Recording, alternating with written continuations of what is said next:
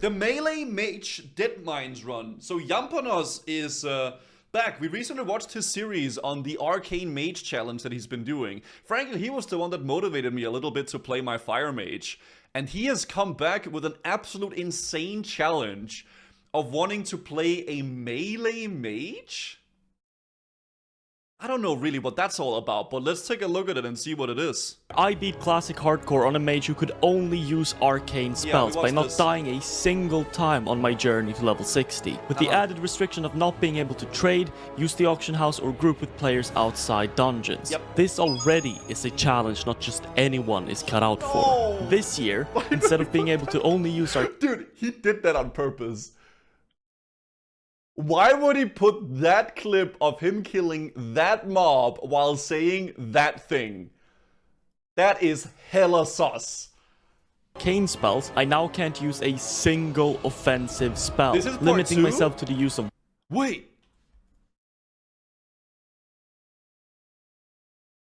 Have we watched the part? Oh, we have watched the part 1.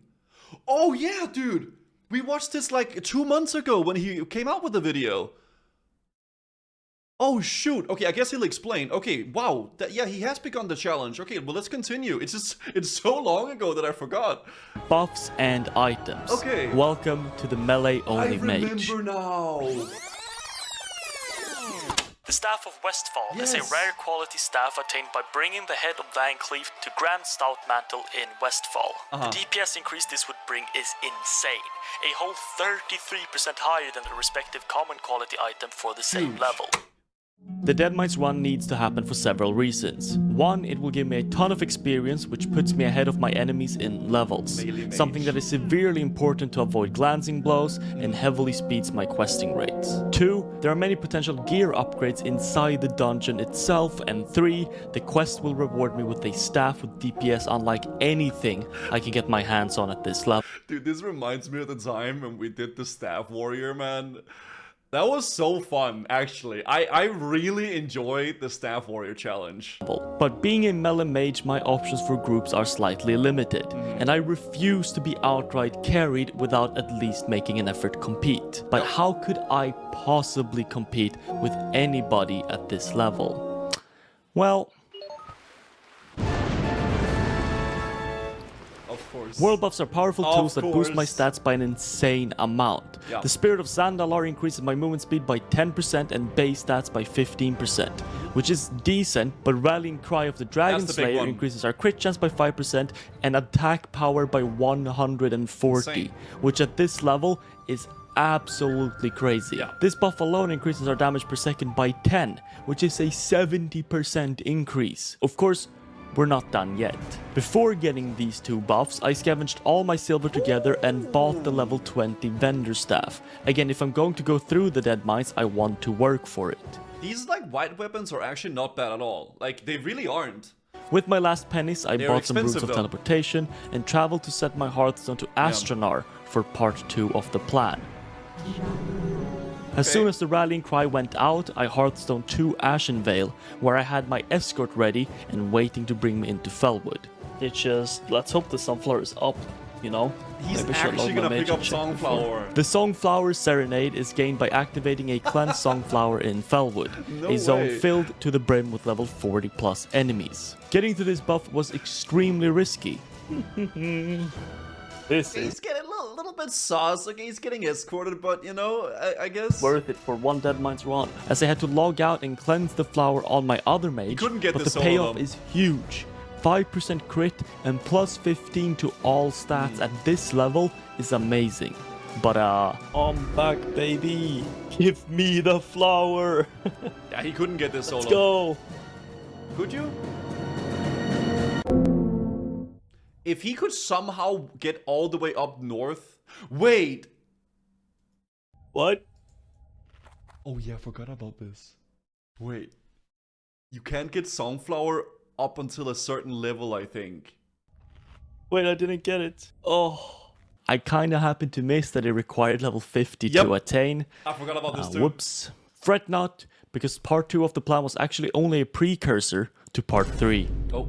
Warchief's Blessing increases health by 300, as well as melee attack speed by 15%. Accounting for our other stacking modifiers, this ends up being quite the upgrade. Unfortunately, the buff is only attainable by being either in Orgrimmar or the Crossroads, the opposite faction zones. And even if we could get there, it only applies to the player if they are Horde. And seeing as we are Alliance, it's not possible.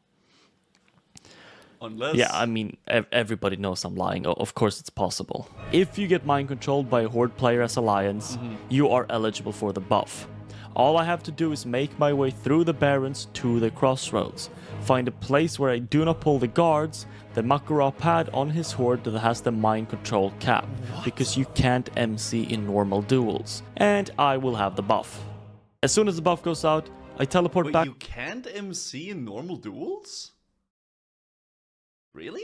Back to Stormwind and start bolting it towards the Deadmines, because we are now on a 1 hour timer before they start. Maybe that's a hardcore thing. I think that's probably a hardcore thing. Oh yeah, because you could mind control someone and jump them off a cliff or something and kill their character, right? Out. Unfortunately, Dark Moonfire wasn't active at the time, so we are missing one buff, but it's fine. Okay, so let me introduce the team. First up, we have Pad on the Hunter. You might know Pad as the guy who just mind controlled me, or the guy who usually dies. Oh my fucking god, guys, are you fucking dumb or something? Second, we have Beberg. And that's the team. 1 Hunter, 1 Priest, and 1 souped up melee mage versus the mines. Okay. Where's the tank? The pit. Is he gonna... No! Why is he zooming in on the mage? Dude, he... This episode of Melee Mage, I get boosted in Deadmines. Boosted? My DPS is respectable. But they're doing it with 3 people though, so he's doing... Okay. Is it though? Respectable for a melee mage, maybe? Yeah, I would argue, yes. My god. Oh, damn. It sucks. Oh!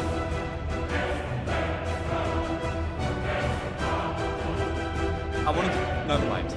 Never mind. I found something. You guys can go. Oh shit, they're here! Help! Oh, the patrol. Guys. Oh. Oh, here we go. Dude, this is so miserable. Here we go, what? What are you trying to do, right? How are they gonna do when you cannot they gonna like... kite him, maybe? This was a scary pull, guys. So that jump is trying to get us killed. I was just fighting a bit. Running as 3 is actually pretty good for several reasons. Yes, the run will take longer, but the XP distribution is split between less people, meaning we get a lot more. For me, that's significant because my normal leveling speed is not very fast. Also, 24 hours to get level 20. What the all gear that drops is basically guaranteed for myself to get. Wow. Of course, they could roll for it as well, but they won't, because of the implication. Some pulls, I think. I mean, the thing is, man, like... Apparently. No, I'm surprised the mage does good deeps. To be fair, bro, he has full world buffs. He has Warchief's Blessing, he has Sandalor, and CG buff. But it also just changed. Yeah. He's full world buff. We can fight that, right? You'll start to notice a trend in this run, that the actual time we're in any danger is because somebody thought it would be a good idea to pull at certain times. Holy. Wow. Strength? That is crazy. So that's what those gloves are for. This is the first time they've been used ever. Lastly, the money split is higher from enemies, and I get to loot a lot more often, which is significant because I am self-found. Let's think about it this way, after we're done with this, he has to like suffer. Yeah, I guess a lot of suffering. No, it's actually less suffering because I'll have the staff. Yes. As well. Yo, okay. Holy fuck. What do I spec? This is intense, guys. Who knows what will happen? Oh, sh! What is this run, man? Actually like, dropped. it's perfect loot. While we're progressing through the Deadmines, I thought I'd read you a review of my game. Hello, idiot dev. Earth to idiot developers. Hey, jerks, your game sucks. The difficulty is tuned by a 5-year-old. You are idiots. Yeah, he's making can you a game. friggin' make it so I can get the skills I want? Your RNG is rigged, you bozos. Yeah, anyways, I made a game. It's got 4.7 out of 5 on average. Looks Check pretty it good, out. actually. I could usually reliably off-tank enemies without taking damage thanks to mana shield.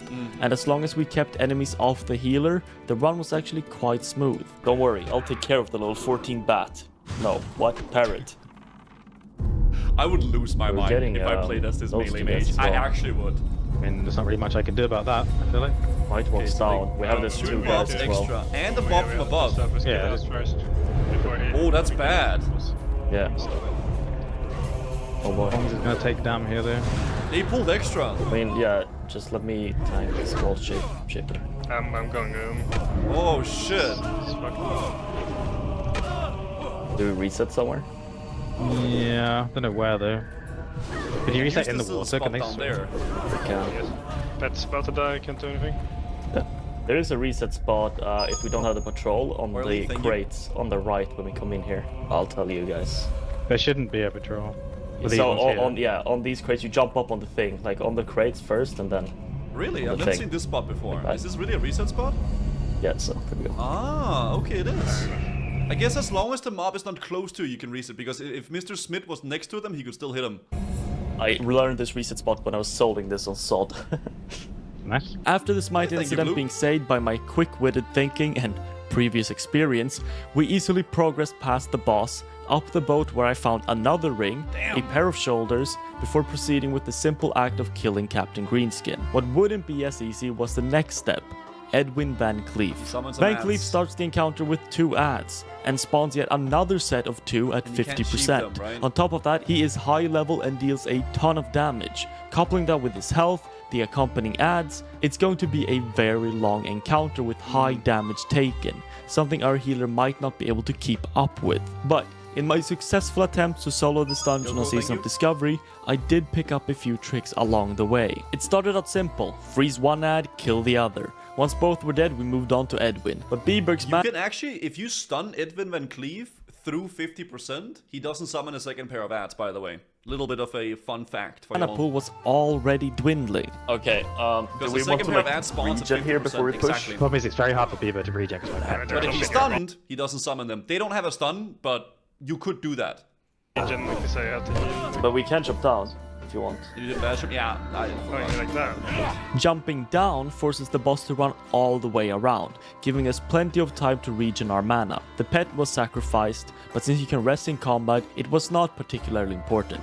It did put our healer at the top of the aggro table, so when the ad spawned, he simply jumped down again, dragging the boss with him, while Pad and I handled the new ads. I kept aggro on 1, Dude, his slowly hunter is dwindling my carrying, shield man. to make sure the pet stayed alive with the absence of our healer. With a few minutes left on my world buffs, Edwin fell. Oh, and he got the... Oh, bro, this is That's like huge. perfect loot run. It's actually stupid. Holy What shit. the fuck? And with that, a quick cookie aside, Deadmines had been completed. Okay. And honestly, look at the damage. I mean, of thank you. course it's not amazing, but considering I am a mage whose only source of damage is auto-attacking, having half the damage of a level 21 hunter is at the very least a little bit impressive. Pious Brotherhood. Oh, and that Stab stab is so huge. Holy shit. Yep. 3 cheers 20. for Melee Wizard. This land shall be ours once again. And now my world buffs are gone. So I just lost. So it's back to misery. Yes. And as such, we were I the don't know, proud Slugger. I'm not owners sure. of the Maybe. staff of Westfall, with a huge 35% increased DPS over our old long staff. So, let us recap. The Deadmines run has left us with a ton of upgraded gear, Yep. a new weapon, and 2 whole levels. And the last time we 27 quested, hours. I was level 19. Which means since then, I have all the stuff from the Deadmines run, plus the spells gained at level 20. This includes Mana Shield, Blink, Evocation, Fire Ward, and more. So for the So first he can use spells that is not like damage, I guess. time Yeah. since starting this character, we will be able to quest like a normal gnome. At least for a little bit. Yeah. I'm looking kind of good. Okay, it's been so little bit, long since yeah, I've played okay. this. But like supposedly, I should just be able to tackle quests like normal Swedish, now, right? don't I we? have like an insane amount of health. I have decent DPS. Mm-hmm. Okay, let's see, I guess. Oh my god, bro. No To be way. fair, the mob is very low level, but he's kind of cranking it. Not even getting through my shield? He's killing That him off is that's so 8 levels embarrassing lower, for them. right? Like, the thing is, my mana regens is so high, my mana's just back at full by the time they like clear the shield out. It's all the spirit from this. But also this. Casting spells does reset the auto timer, which means I should cast spells whenever like a melee attack finishes. The like, mic is low? Is it where's really? the thrill, man? Okay, I've upgraded to a swing timer. Now I know when I can cast spells. Casting a spell does reset my swing timer, which means I want to time every cast of a spell to happen right after an attack. I can also utilize the freeze from Frostbite or the general slow from Frost Armor to kite enemies. Because most enemies will have a faster attack speed than me even when reduced, this ensures we swing at each other at the same time, effectively reducing the damage I take by quite a bit. And finishing up Darkshore, we head into Red Ridge to find our first level since the Deadmines. Cool. How are you? How long did that take him? Okay, only 2 hours and 28 minutes. For this one, you know, that's an upgrade. We keep this bad. up, we'll be level 16 like 100 hours. I think it doesn't reset the swing timer if you do it in a certain window. Most abilities reset your swing timer, but if you do it right after your attack, then like it'll be like you didn't, you know, it'll be like you didn't reset it. Questing like this feels surreal. I really never imagined there would be a part of this character where I didn't feel on the edge of death at every living moment. Yep. But right now, it's cruising by. And the challenge actually feels quite possible. Although as you can see, I'm quite a few steps ahead of the zone's recommended level, which is a major factor. There are 6 schools of magic: Frost, Fire, Arcane, Nature, Shadow, and Holy. The 2 former, Frost and Fire, are by far the most reasonable for me to deal with, thanks to Frost and Fire Ward, enabling me to absorb a significant portion of damage every 30 seconds. I have some innate arcane resistance for my gnome passive, but that and Shadow are still somewhat scary. Dampen Magic also helps with all schools, as it reduces all magical damage I take by a moderate amount. But by far the scariest 2 are Holy and Nature. Not only do I lack the means to negate the damage, casters of these schools most likely can also cast heals. With no access to interrupts or hard crowd control, I am stuck in a scenario where I have... You could reach a point, I had that on my druid, where like you just can't kill him up because it keeps healing. ...to fight most healers 2 times over, if not more, due to my lacking DPS. Yeah. Mobs have like a cooldown on their heals, so they can't spam heal, but if you kill them slow enough, or like you don't kill them, I guess, they will keep healing indefinitely. In World of Warcraft, your position updates every second or so. This is why you can run into buildings while mounted and stay as such for a while. The exception to this is if you, for example, land from a jump or strafe. If you notice, you will get instantly dismounted if you try to strafe or the moment you land from a jump. In my years of playing... I didn't know that. I didn't know that was the reason. Okay. Well, okay. Tank, I've also learned that enemies seem to follow you based on when your position updates. Interesting. So, if you don't want enemies to move, you run forwards or backwards. If you want them to move, you strafe. This is significant because we can essentially... Really? Wait, hold on. In my years of playing tank, I've also learned that enemies seem to follow you based on when your position updates. So, if you don't want enemies to move, you run forwards or backwards. If you want them to move, you strafe. I didn't know that. I actually had no idea. That's crazy. Okay, so strafing is, I guess, I mean... Wow, okay. Significant because we can essentially force enemy casters to move with us if we start strafing as their cast ends, because they will adjust to our new position, which happens all the time. In TBC, this was, for example, used a lot to move uninterruptible casters into better positions for AoE or out of the way. But we can now use it to force enemies to follow my gnome, potentially limiting how much they cast. Yeah. Now, does this actually work for reducing the amount of enemy casts? Anecdotally, I want to say yes. In reality, I have no idea. Making sure casters melee us is very important, since we can defend ourselves against that using mana shield, making sure both of our resources are getting tapped, not just HP. All of these tools, when put together, the wards, dampen magic, and forcing enemies to move, is hopefully enough to make fighting casters a possible task. It's crazy how you can still learn new tech. It's so insane. Okay, then mother. I'm not gonna lie, I feel pretty much invincible. Fighting. Yeah, I was about to say, bro, that's literally a gray mob. I'm so strong. Like, if something were to go wrong, I have like 50 tools at my disposal. And also the fact that I'm What do you mean just like Guzu? Shut up. fighting some gray mobs.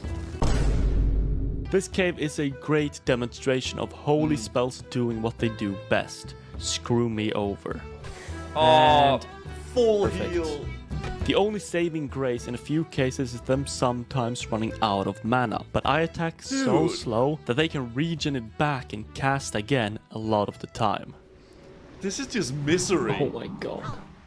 Like, actually. Our time is short. Is he gonna steal the escort? No. Yambonos. Little. He straight up yoinked it.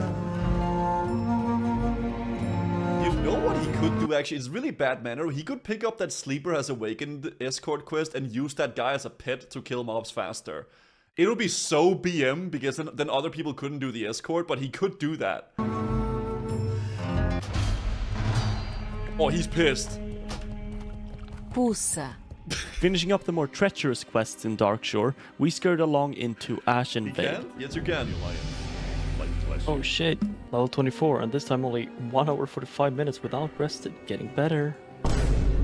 Why And while does we he are keep still pulling that ahead of the clueless curve emote? when it comes to levels, it is catching up to us at a rapid pace. While the Frost Talent tree offers a lot of utility and defensive capabilities at later levels, I would have to pick a lot of dead talents just to get there. So until I reach level 40, I'm spending my points in the Arcane get, like, tree. armor and I can stuff? lower enemy resistances for the sake of my Frost armor. I can increase my own resistances, thing. which is great against casters, while also regenerating my mana as I do so. I can also get more armor and increase the effectiveness of my dampened magic and mana shield, until eventually I get more mana regeneration while casting. Now, I'm not casting a lot, Yeah. but for 5 seconds after a mana shield, my regen halts to a 0, then picks back up. But for enemies that quickly deplete my shield, getting that little bit of extra mana does increase my survivability just a little bit. I guess. Okay, so here's the tech. 20% chance to reflect frost spells while active. These talents are Ooh. finally paying off. Okay, try me. Just shoot. That's Damn. right. You suck. You suck and I'm good. Oh, there's Frost Lord. Immune?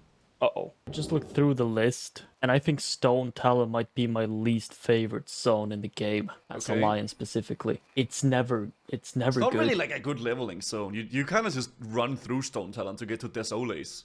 It's always bad. After about an hour stuck in Stone Talon, I did a quick tour of the wetlands and later ended up in Duskwood. Okay, that's a lot of mana. And Where I got armor. level 26 after 36 hours of in-game time. And with that, our questing has finally caught up to our level, which means our time in the sun is officially over. From here on out, I will have to fight enemies closer to myself. And this, I later found out, will be a horrendously momental problem, Dude, this video is good. I like this. as Blizzard themselves have hard-coded the game to make this challenge virtually impossible. But until then, thanks for watching. See ya. Alright, good video, man. I like this. I kind of forgot we watched it like episode 1 like a few months back. I guess, you know, this series does take a little while to actually do because he actually have to play as a melee mage, you know, so yeah, there's that, you know, there's that part about it. But what can you do?